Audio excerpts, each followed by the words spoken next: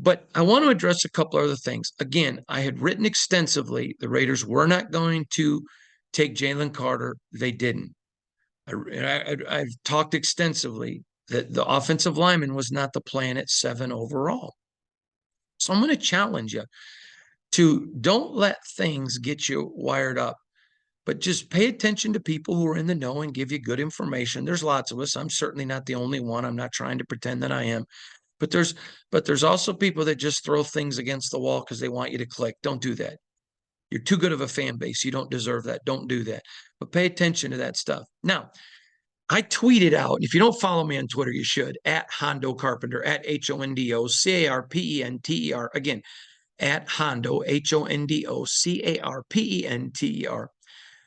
About midway through the first round, that the Raiders, I wasn't sure their night was over, and it wasn't. Dave Ziegler, being Dave Ziegler, overturning every rock, was making calls, finding out what's the cost to move in back into the first round. Now, here's why. There was a lot of bad picks. Let me tell you something. Like I mentioned earlier, this is the most fascinating draft I've ever covered. I don't remember a time when there is this many great prospects on the board. I mean, legitimate prospects on the board after round one. That's a super big deal. Having told you that, they started making calls and had a couple people that they were talking to. But as the board kept unfolding, it's like, wait a minute, we don't need to make a move. See, why overpay? See, in the past, you saw the Raiders make some really bad decisions as an organization, overpaying.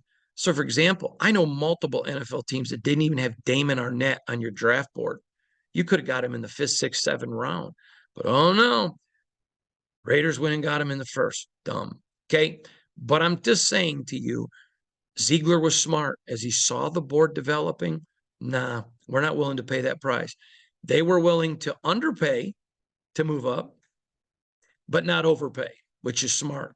And so they just let the board come to them. So again, I know this. I'm not up on the floor where the war room is. I'm down here on the first floor here in the Raiders headquarters. And so I couldn't hear them, but I know for a fact there was shouting and celebrating like it was Christmas morning when Tyree Wilson fell. This organization believes in him. I believed in him very highly before the draft, and I said it, so it wasn't anything. In fact, I even did a mock draft early in April where we had him going to the Raiders. And we talked about this is a dream scenario. If certain people fall or the way that they fall, then, and it did. And so this was a great pick. Now, coming into tomorrow, I'm going to give you some names. These are not the only names, but Cody Mauch, the North Dakota State University offensive lineman. I know the Raiders really like him. Joey Porter Jr., the corner. There are some other guys, Henry Tuatu, and I know I'm not pronouncing that right. Forgive me. He's from Alabama. He's a really good linebacker. But there's a lot of other great guys. Now, invariably, everyone wants to know about quarterbacks. I am not saying that this is going to happen, but I'm going to tell you, I would not be shocked if the Raiders don't pick a quarterback until day 3.